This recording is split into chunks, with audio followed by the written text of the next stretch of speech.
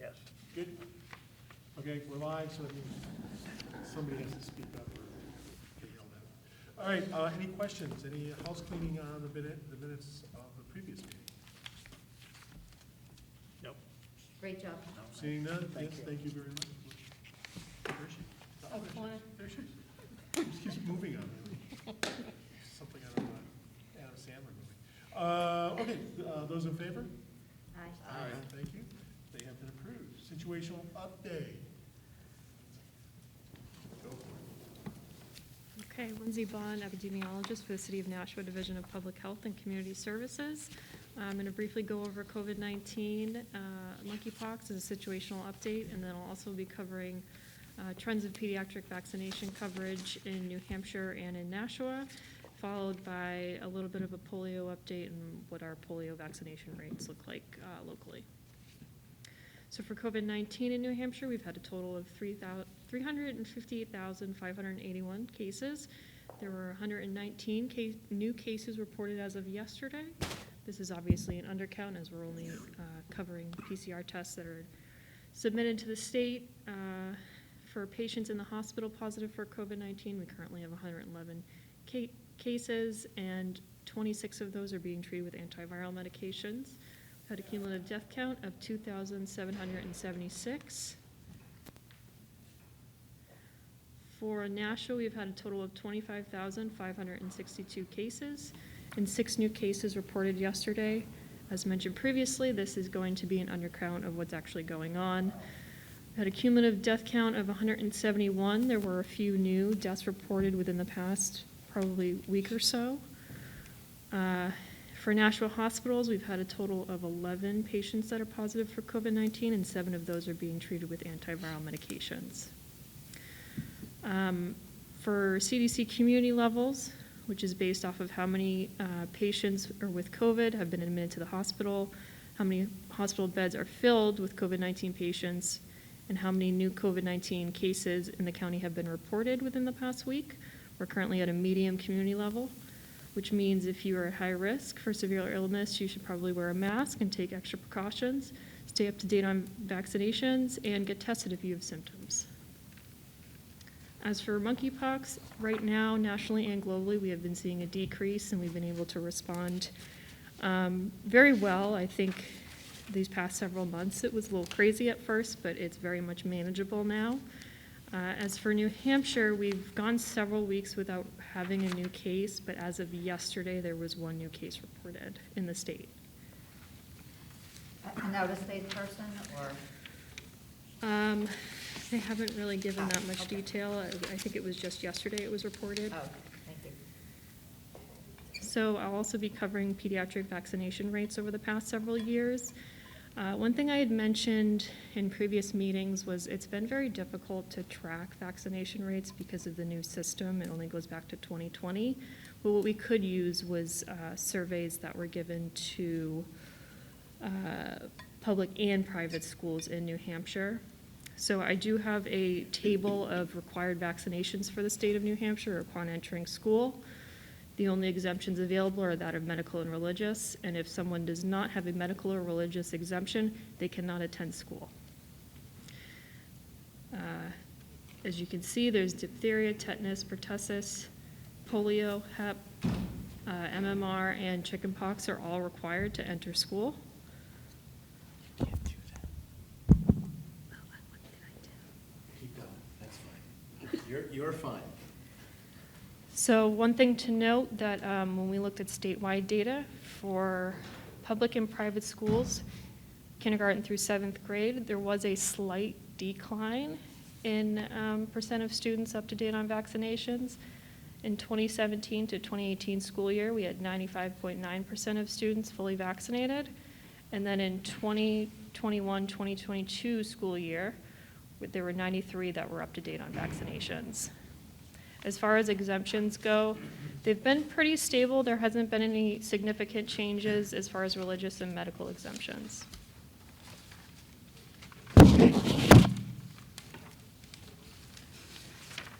New Hampshire DHHS. Can I just ask about, sorry to interrupt, thank you. What's a religious exemption? Because I don't write for those. how do they I'm get not those? totally certain.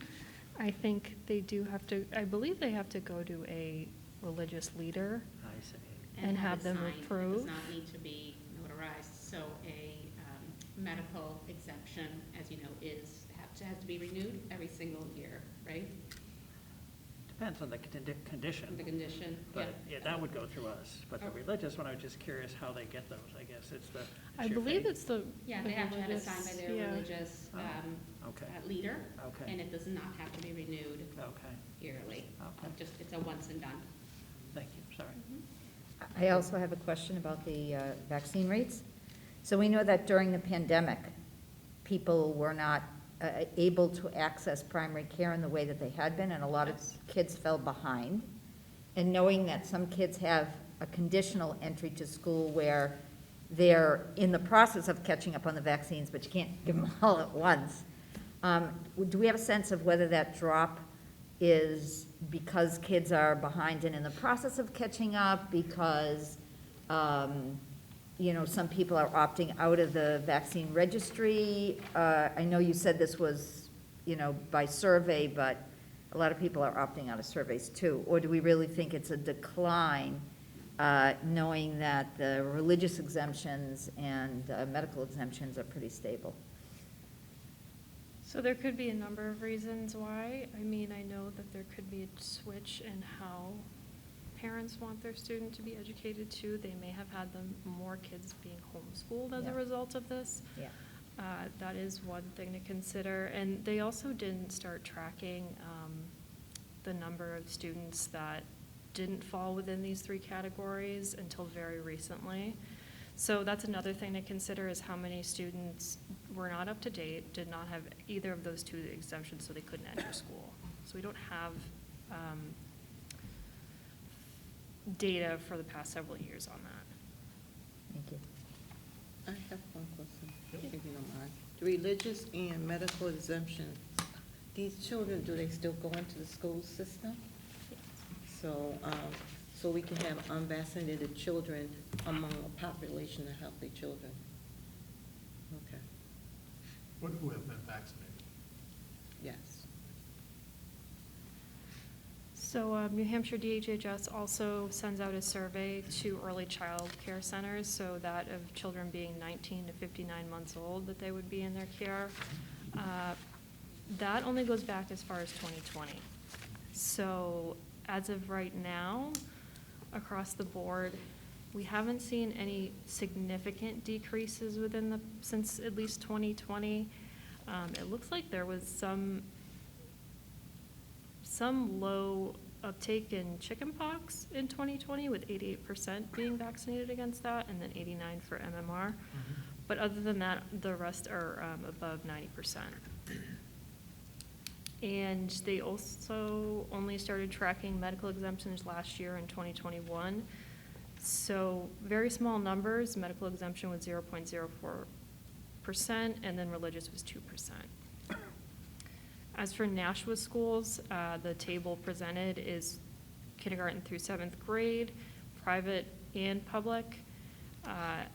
We have seen quite a bit of a decrease in the percent of students up to date on vaccinations, from 98% to 94%. And then we did see a slight increase in the number of religious exemptions.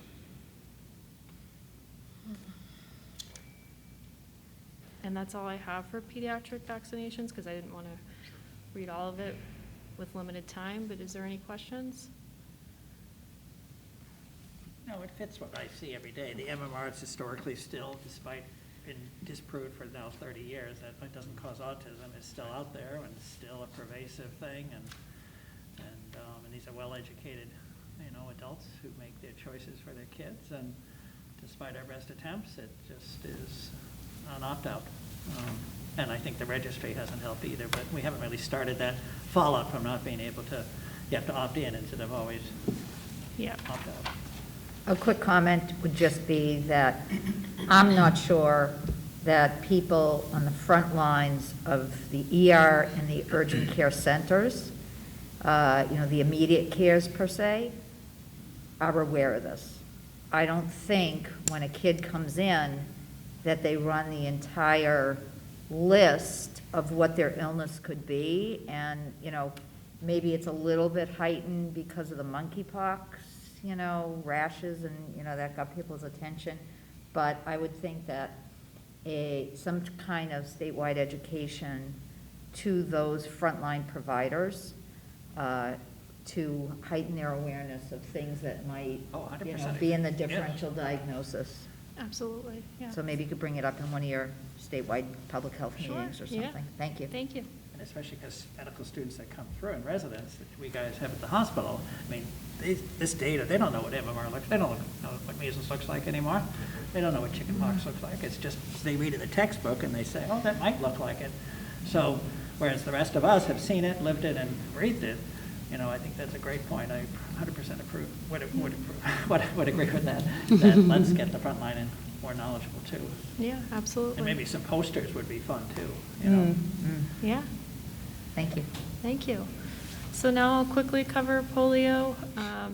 In July of 2022, there was a case reported in New York in Rockland County.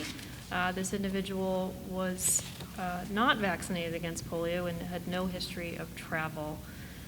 One thing to note about Rockland County, it's actually the second lowest vaccination rate for polio. They're only at 60.3% of the population being vaccinated against polio, which is very low. In general, New York, I believe they're at 97% of people being vaccinated, so Rockland County is very far behind. And when they did water surveillance, they did notice that most positive samples from the water was traced genetically back to that case in Rockland. I gave a little bit of background on polio transmission and symptoms. I'm going to skip over that to save time.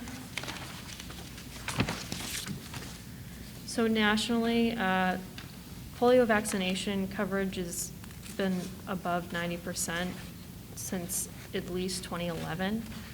Which is some good news. I think in the case of what we were seeing in New York, you have a very low vaccination rate, and then sometimes polio can be asymptomatic, so you have shedding of the virus and people aren't really aware of it in that community, so that could be a possibility as to why this had occurred.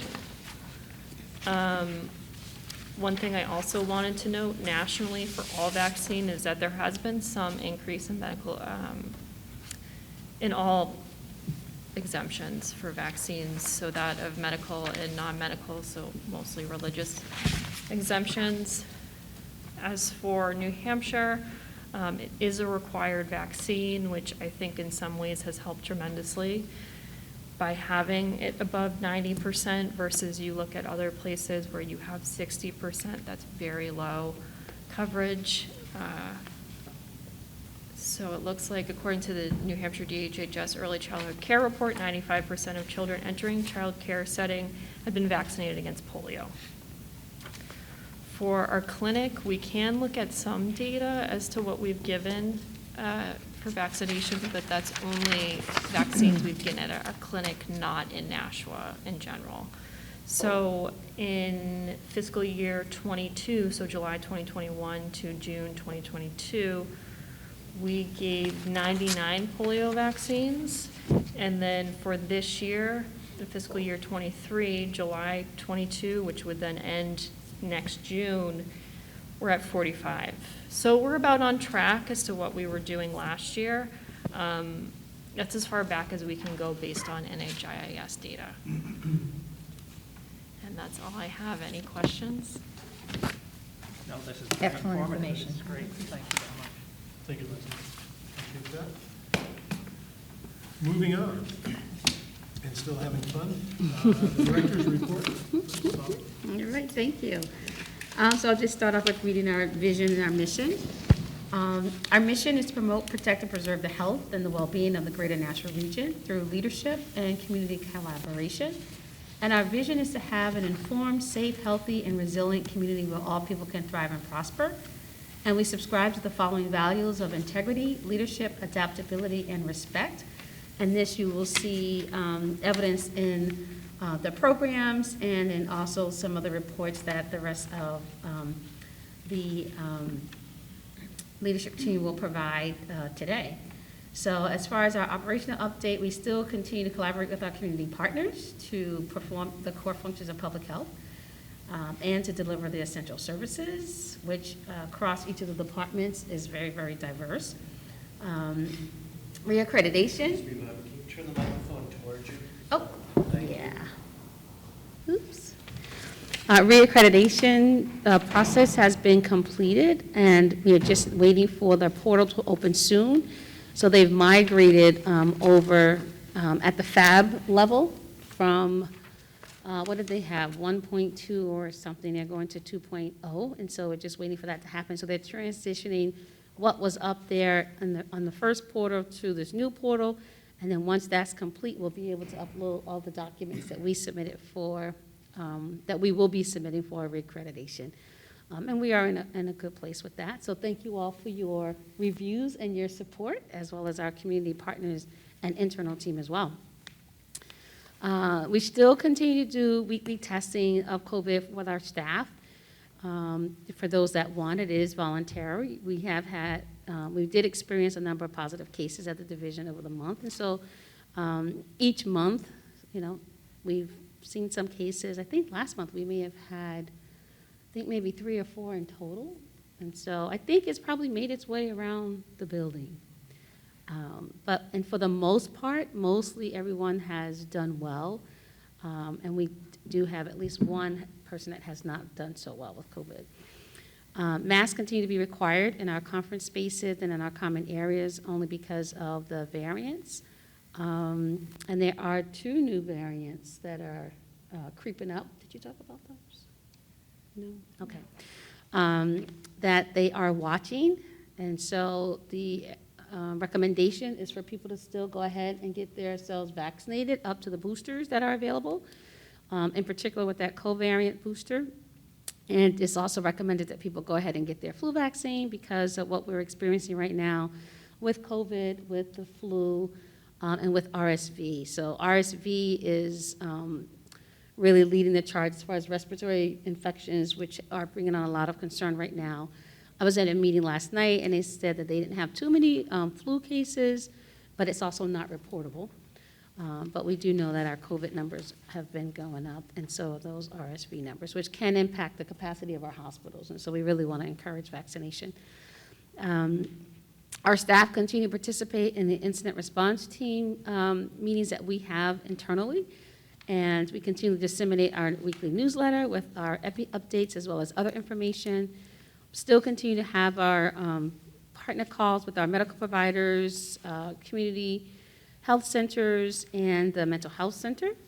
And, you know, in those meetings is when we get to share, again, some of this information. And so you mentioned even this information around the vaccination rates. That might be something that we might want to share with some of the providers on those calls. And our staff continue to attend the regular state meetings that we are responsible for because of the grants that we received, and the staff does that as well. And what else? A financial update.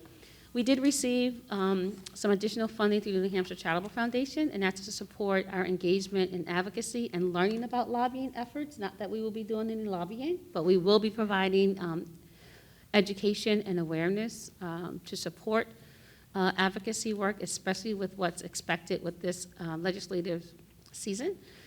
They are going to support us in supporting a broad range of public health topics, and we have decided to focus on addressing substance use disorder awareness and advocacy, because that, you know, as we've learned, our overdose rates are going up again. So, and we do tend to have we have a legislative breakfast that we have in January, and so some of this funding will help support that initiative as well as the education to some of our legislators. And then I have a list here of the activities that were provided through staff at the Community Services Department, and you can see those things there. As far as some staffing updates, we still have a public health nurse position that's open, and we have that posted, as well as looking to bring on either a medical assistant or an LPN to help support with some of the services in community health. We also have the program assistant position open. That was filled by Mara, who's now down in community health, and we still have our health promotion specialist position open. And I've also opened up a community health worker position. We had some of our grants updated and found out that we had a little bit of extra funding that we need to spend for this year, so we're going to pull some positions to expend those dollars. And it's still around the COVID funds that we received.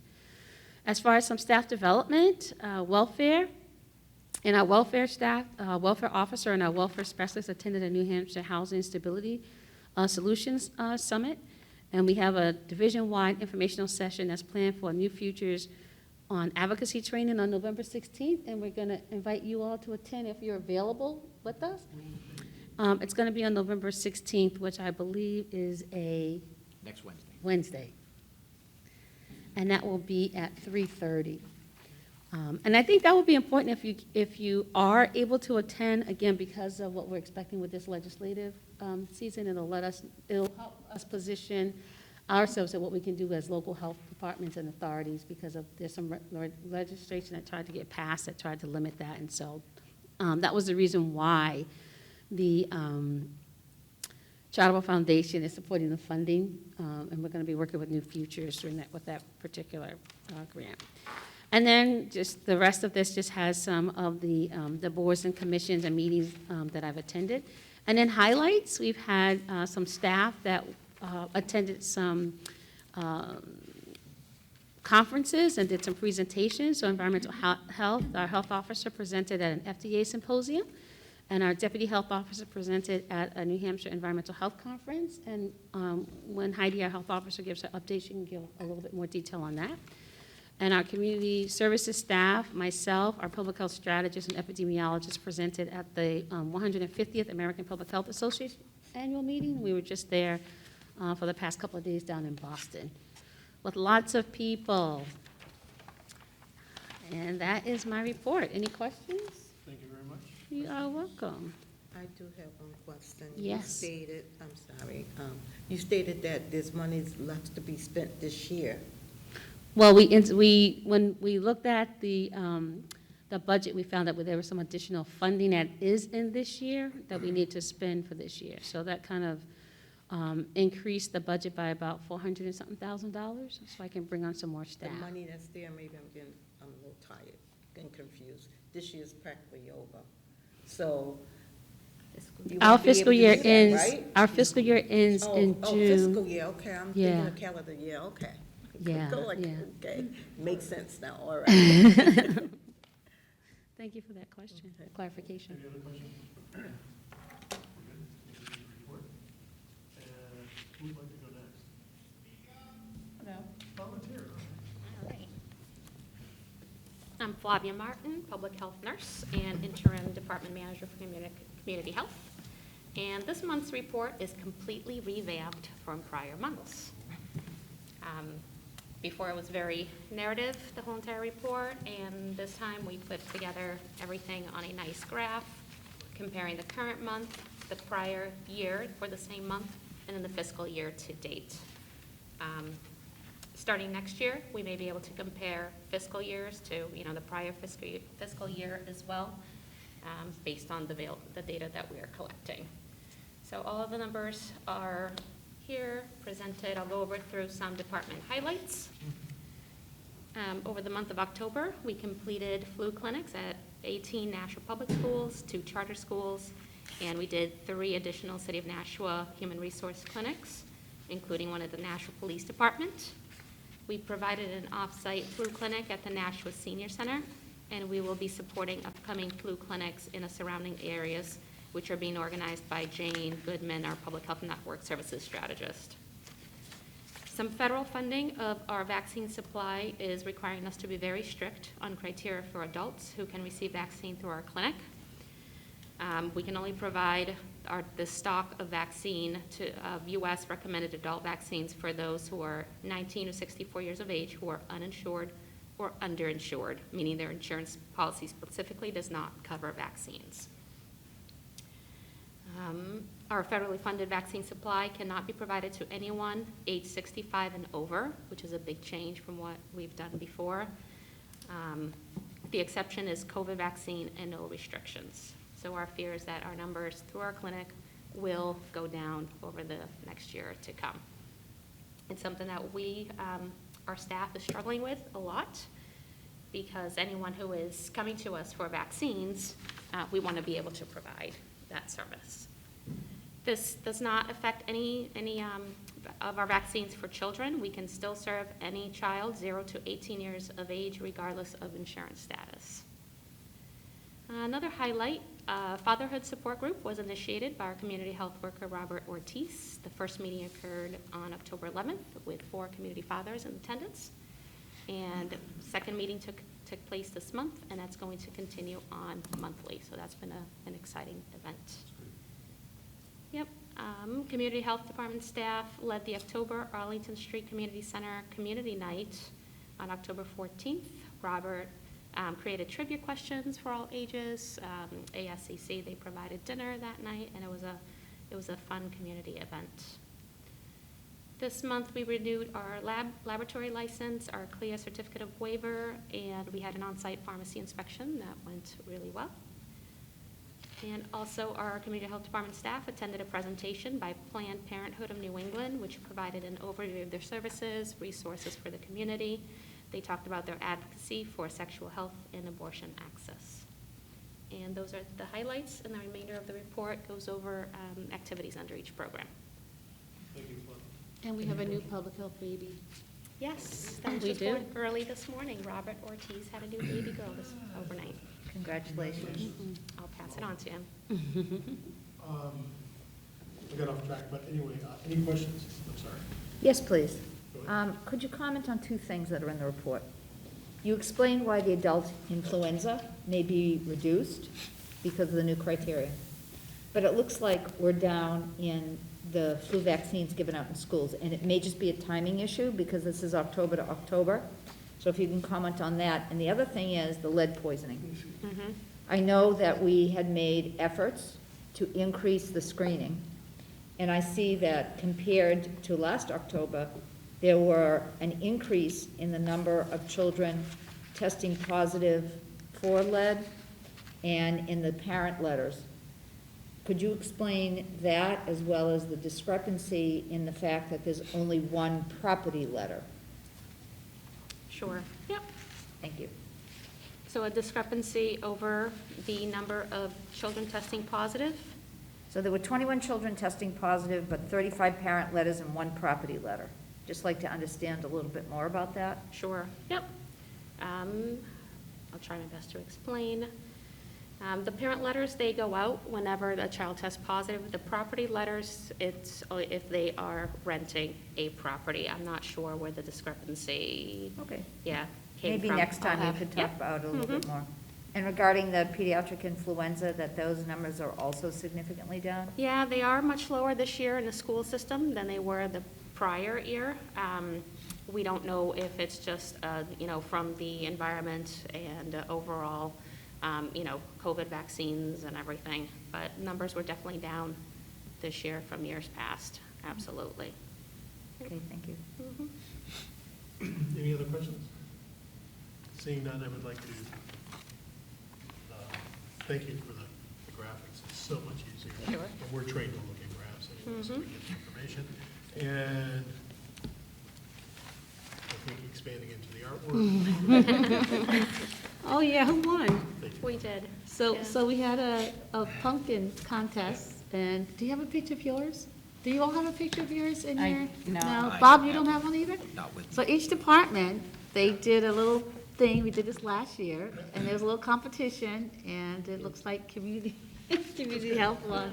The pumpkins were amazing. Their pumpkin had vomit coming out of its mouth. Okay, depends on your background, of course. It was a wasn't Noro. real. We should ask like, the Public Works and Sewer Department to do one. Oh, Yeah. yeah. We did a Noro pumpkin. So it was good, it was good team spirit. Yes, it was. They were very nice. And in fact, they're on our, Is that their website? on the website? It should be. We can post them so that you guys Facebook. can see On the them. Facebook page. Facebook page, yeah, they were really good. Yeah. Tell everybody congratulations. Nice job. So, getting back to what we're doing. Heidi, I think you're next up. Thank you. Good afternoon. Heidi P. Kokoka, Nashville's Health Officer, reporting on the month of October. For food service, we're seeing our failure rate climb a little bit, but we're seeing the indicators in the field, and we recognize that staffing continues to be a major issue. It's very challenging to get those ever-changing food service people trained up in health-related things, so it's really been very difficult, but we're trying to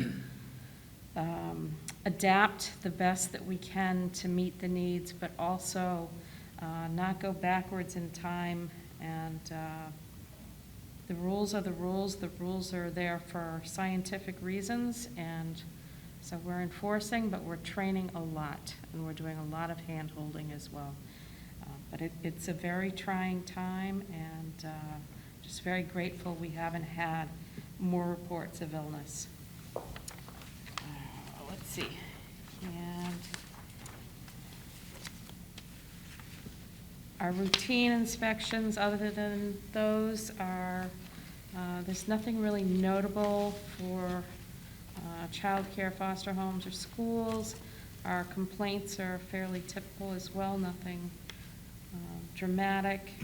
And pool inspections, the indoor pools were completed, and we did see, again, the staffing issue where people not sufficiently trained to be adjusting chemicals and trying to, figure out what the correct pH level is. So it's a lot more time of instructing in real time, hopefully with the right person. Because who we're dealing with is the person who's been tagged to a company for the inspection, but they may not be the one actually making decisions. So it's concerning, but we're again managing it the best that we can. And I'm gonna go right to the department highlights. The rest is really pretty routine, and there's nothing that really stands out. As Bobby had mentioned, Ren spoke at the New Hampshire Environmental Health Conference, and he did a presentation on mold and VOCs. And I wasn't there, but I understand it was very well done, and we had 2 other people attend that conference. And let's see, he and I both attended the New Hampshire Health Officers Association Fall Workshop, and that had an interesting case study. You could almost do a subtitle, "The Plight of the Local Health Officer," and what happens. And it was a single-family home with tenants loosely defined who may have been friends or family, but there were meth-making activities inside, outside, in an unused trailer on the property, burn piles all over the place, and it's amazing what can happen in a relatively short period of time and what the fallout is. That jurisdiction ended up purchasing that property to try and deal with the abatement issues so that it didn't represent an ongoing problem for the rest of the community. So it obviously stuck in my mind. And then, let's see, what else? And Bren also presented for our new recruits training for the police department on rabies and bed bugs. And April Torhan gave department tours and presentations for the Citizens Academy with Bobby, and got some good feedback on that.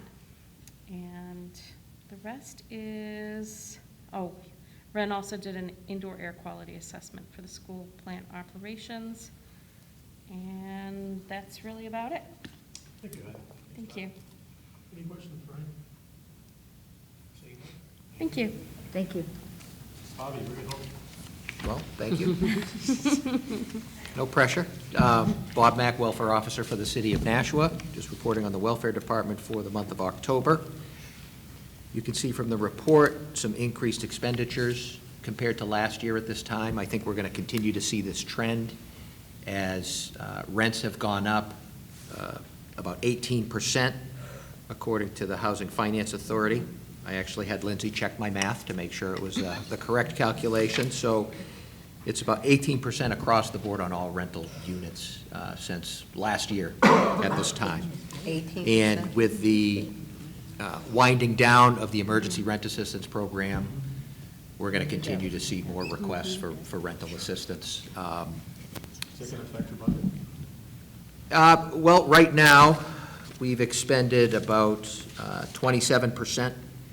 We're at about 112,000 in expenditures. So 27% of the budget, and we're about, 33% through the year. So it's probably going to be close, and we'll continue to monitor that. We do have the Welfare Trust Fund. If we need to access that, we haven't had to do that since 20 years ago when I first started, when it was about $12,000, and now it's about $372,000. So there's a fairly substantial backup there if we need it. But hopefully, I mean, we're continuing to work with our community partners. There still is some funding out in the community. Different programs do rental assistance. We often supplement what we can assist with some of those other programs. So we'll continue to do that. The CAP Emergency Rental Assistance Program is projected to, it's winding down through the end of this year. They stopped taking new applications at the beginning of October, so they're really just working on those that have been in the queue. And we'll continue to do that. So we're just watching it closely, and we'll continue to do what we need to do under the statutory obligation of RSA 165. Director Bagley mentioned the Housing Affordability Summit, Housing Stability Solution Summit, excuse me, that Mike Amichetti, one of the welfare specialists, and myself attended. At that meeting, one of the panels, Donnelly Lozo was part of that panel, and she did report out on the status of this emergency rental assistance program and that they are winding down. They were expecting some additional funds, but that was only going to carry the program maybe for another month. And we're hopeful that it's going to focus on those families that are actually in motels, that have been living in motels for extended periods of time. Because a lot of those folks don't have any alternative place to go. Whereas if people are in rental apartments, it's I won't say easier, but it's a little more seamless to try to keep them in those apartments than to move people from these motels into apartments when the vacancy rate is around 3%. Excuse me, 0.3%. So it's less than 1% vacancy rate, which drives up the rental costs. Let's see, what else? We continue to refer clients to the fuel assistance program through Southern New Hampshire Services, which is separate from the emergency rental assistance money and COVID funds. This is their annual program where people can apply for emergency assistance with utility disconnects and to get supplemental assistance to pay their heating fuel costs throughout the winter months.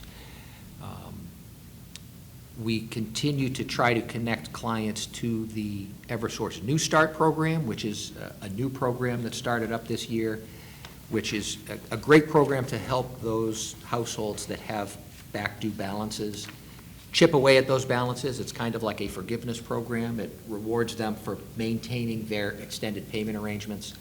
For every month they make that payment, a small portion of their back due balance is reduced and cleared.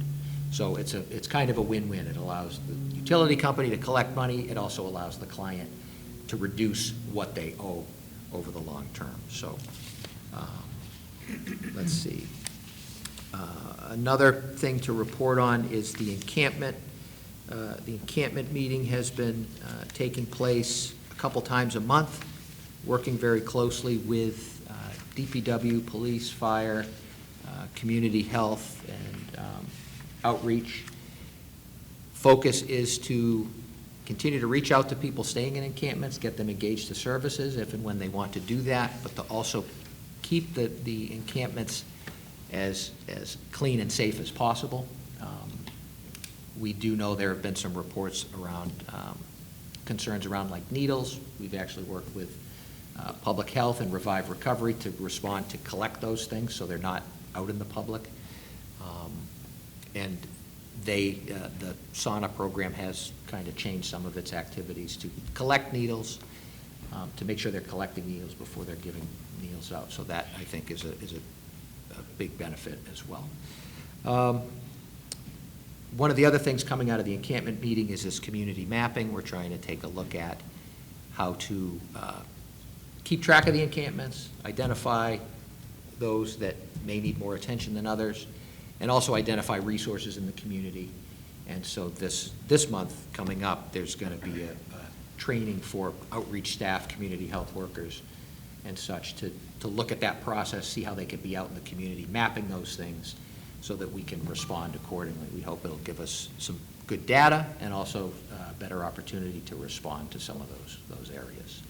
So we are still waiting for the shelter programs to expand. I know I had mentioned that in the previous couple of months. Right now, the Southern New Hampshire Rescue Mission looking to open their female shelter program. They're just waiting to have a sufficient number of staff on board. They don't want to open it until they're staffed to a point where they can maintain operations, which makes sense. And the Nashua Soup Kitchen and Shelter is, as I understand it, they're planning to open at the beginning of December to start moving some of their folks from the current shelters over to the new location on Spring Street. I believe I had mentioned that Michael Reinke from the Soup Kitchen had applied for and was awarded some funding for winter sheltering. That is being done. It's a county fund, so it's done. He's done that in partnership with 1269 Cafe up in Manchester, and they're working out some of the details of how they're going to utilize those funds. So more to come on that, and hopefully we'll see some activity there in the next few weeks and moving into the month of December. And Chair, if I may, Bob, can you also, how do you, it's not showing you. Don't get a new phone because your old phone works better. So Bob, can you also just talk about the plan that we put in place? You wrote up a plan for Yes. wintering shelters so that we can make sure that we don't Sure. have individuals that are unstably housed out in the cold. Yep. And so Bob did write up a plan for us to use in collaboration with some of our partners. Sure. And Yes. that was presented to the mayor on Monday. Yes, thank you. And that was a plan basically done in partnership with our community partners, the Greater Nashua Continuum of Care, Public Health, Welfare, the Police Department, so that the people out in the community, particularly when there's some expectation of colder weather, which we know is coming, even though we had like 70-degree weather this past weekend. It is coming. So there can be an increase in outreach activities to try to engage those folks that are staying outdoors, to offer them the opportunity to come indoors. If there's shelter space, they can be connected. If there's no shelter space, we can work with them to place them in temporary motel placements as they're available. And until such shelter space may become available, we also try to help them budget and get into more permanent options as they become available. But this plan will try to focus on the more extreme weather, some increased outreach. It also identifies the police if they come across someone who's out on the streets. If it's after hours, not during normal business hours, they can contact the local shelter programs and they'll do the best they can to at least get somebody in out of the cold for that period of time so that they can report to another resource such as municipal welfare or some respite program the next business day. So it just highlights some of those activities, highlights some of the resources that we have in place. I know that the city has like an emergency winter warming plan. This winter plan kind of takes part of that and works it into the plan where we have you know, the library, we have malls, we have the soup kitchen, we have schools and things like that. Even Mike LaChance from the YMCA had also recently mentioned that they can be part of that plan if needed, and if that's activated on the emergency emergency management level, they can kind of open up some of their facility as a warming site as well. So it's interesting because when you write a plan like this, it's kind of a dynamic living document, if you will, because as new resources come into play, you can also refer to those resources. So I think we came up with the plan a month or so ago. As Director Bagley said, she presented it to the mayor, and our continuum and our community partners are aware of it. What was the Important mayor's participants. Well, response to that? one of the things that we, we're hearing about is, even for like right now for the summer, the, unhoused folks in the community. And so what I wanted to do was be proactive with a plan before he asked. So we developed a plan and then he asked about it. Yes, yeah.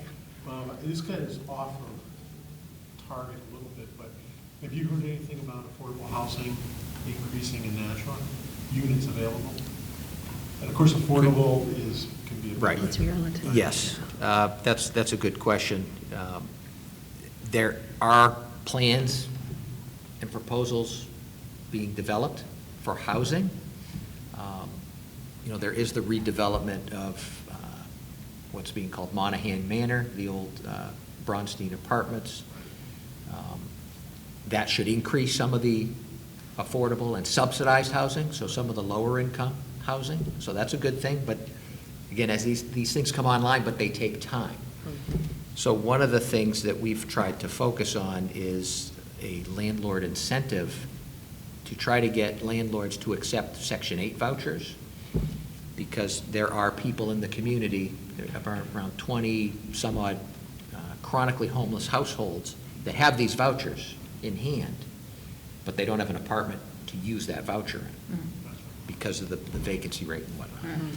So if we can create an incentive so that landlords, when they do have a vacancy, would be more willing to rent to someone in that situation, that could be beneficial and kind of address some of the affordable housing issues more immediately. Now, there are some challenges with some folks that have these vouchers. They may not have as great a credit history, and that's why they qualify for these subsidized rental housing units or housing vouchers. So again, to incentivize that and to work with the tenant, as like we also want social service organizations and case management partners to be able to support those tenants and work with the landlord, so if issues come up, they can address those issues to avoid eviction for reasons other than non-payment of rent. So it's a relatively simple question, but a relatively complex answer, because there are different housing developments going up, and as you said, what is that affordability? I'm sorry, it's kind of a loaded question, but Yeah, it wasn't meant to be that way. That's okay. But it was a good question, Yeah. because one of the things that we try to do as a division is look at those social determinants of health, or those social aspects that, will prevent a person from being able to maintain their health. And housing is one of those really important issues that play a significant role in the health and safety and well-being of individuals that are suffering from mental health, from substance use disorder, HIV and AIDS. That's why we actually are the fiscal agent or monitor the HOPWORK funds that are going through Harbor Care. And so, we intentionally look to work with our partners around addressing those issues. One other social determinant of health that we're going to be focusing on is transportation. We just got accepted as a part of another leadership initiative, where we're going to be working with, you can have one public health person and the other 3 people on the team have to be a part of the community. So we're going to be working with our community development staff, with the Regional Public Health, NRPC, Regional Planning Public Health Commission. Planning Commission, and Lamprey are going to be a part of that leadership team, focused on addressing transportation issues, because that came up in our community health assessment plan and our community health improvement plan as an issue. And again, so transportation, housing, or the lack thereof, with some of these other health conditions all are playing out in a very dynamic way in our community. And so we want to work with our partners to address some of those issues. So that was a good question to lead in how it's all, the intersectionality across all of those things, and how we just help our partners see it's all together. It's complex and dynamic, but you can't look at one without looking at all the others. Well, I think a lot of times too, we accept it, we go home, we have a place to put our head, et cetera, and you don't understand the anxiety somebody has as, where am I sleeping tonight? Right. Yeah. And how that can shape their perspective and everything, around it. So it's important. And everything you might pick up. Very good. You're welcome. Any other questions? I Yes, ma'am. do. Thank you, Bob, for that report. That was something I wanted to hear, and the plan seemed wonderful. I'd like to hear more about that in the future, because we are approaching winter, it's gonna be getting Yes. cold real soon. I do have a question about the vouchers. Can you use them in another town? Do we have to use them only in Nashua? Are you referring to the Section 8 vouchers? Right. Yeah, And- so and- Yes, they also call them housing choice vouchers, so okay. I guess it all depends. Mhm.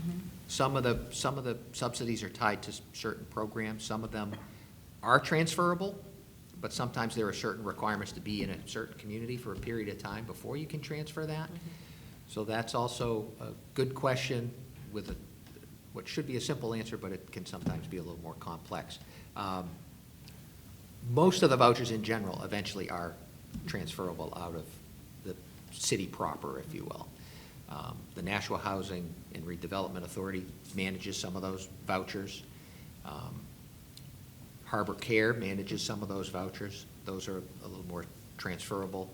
New Hampshire Housing Finance Authority manages those and those are like across the state. So it kind of depends on which program you've applied for and have been awarded a voucher for, if that makes sense. A follow-up. How would one know what to apply for? I mean, I've never applied for anything, so Yep. I'm just saying, how would I know which program, I'm gonna say for myself, to apply for? Sure. Okay, and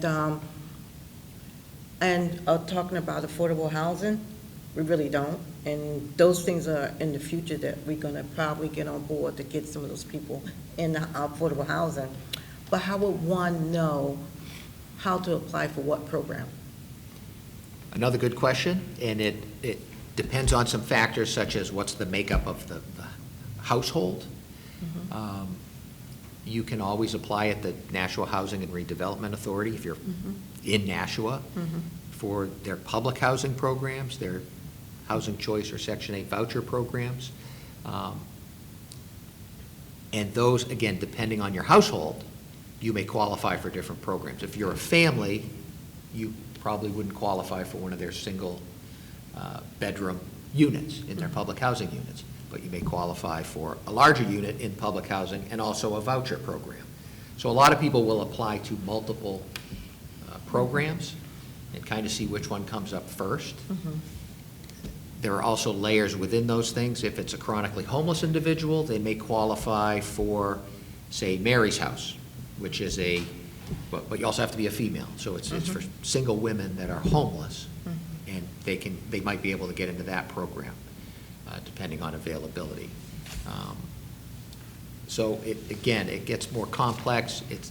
Each program is somewhat tailored to the household makeup, characteristics, and what their needs are. I was trying to figure this all out. One of the things I did, I called Southern New Hampshire Services because I wanted to see about their field assistant program and how did it work. And they sent me pages of, there's no way I'm going to do that, apply for anything, because it's so invasive, in my opinion. I don't know if you guys seen the application for it. I should have brought it. But I think it's invasive. So if it was somebody that's homeless for the first time, or somebody got a lot of pride, they may not want to do those things. It's so invasive, and I wouldn't do it. Yeah.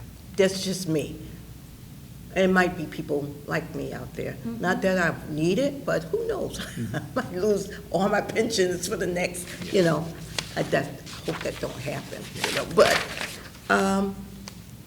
I'm not worried about, losing any being homeless, but the fact that I just want to know the process and the procedure that one will have to go through. And people talk to me a lot about being homeless, picking up people on the streets and all this kind of stuff. And I'm driving around seeing people on the street, but I don't know if they want to be in housing or they just want to be there, because I'm not privy to all that information. Yeah. But I think the application process may be a little intimidating and invasive. And I couldn't disagree with that. I know we have a rather lengthy application ourselves, and we do have to ask very personal questions at times. We have to verify income versus expense information.